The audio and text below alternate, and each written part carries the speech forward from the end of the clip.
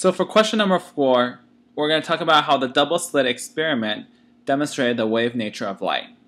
So I'm going to start off by explaining the experiment a little bit. So in the experiment, there was a light source. There was 2 slits.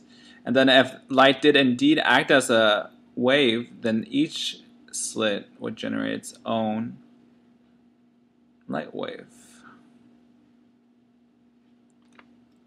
On the wall, the experimenter saw alternating light and dark bands.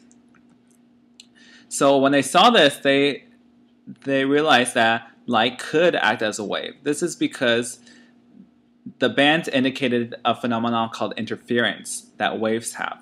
Now, there can be constructive interference and destructive. So I'm going to give an example of each.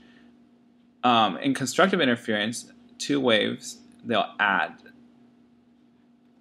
2 waves that are in phase will add and produce a wave that is the amplitude is a combination of the 2 waves. So, for example, at this moment of time, the amplitude is +1 for this wave. At this same moment of time for the other wave, it's also, for example, +1. Then for the resulting wave at that moment of time, if they combined, would be +2. For destructive interference, it's for 2 waves that are out of phase. In this example, I'm showing 2 waves that are completely out of phase.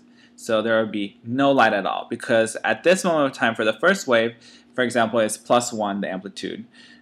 For the second wave, at that same moment of time, it's -1. So the resulting wave will have an amplitude of 0 at that moment of time. So in this example where they're both completely out of phase, at any moment of time, the 2 waves will cancel out. So at any moment of time for the resulting wave, we have no light. So if we were to draw amplitude of light versus the position on the wall, we would see something like this.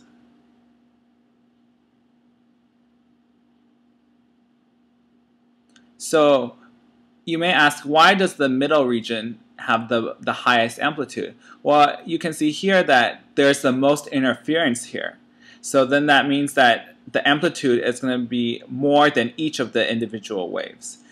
On the ends, we have smaller amplitude because this light wave, for example, will interfere less with this light wave at this position. And it's the same for the other side.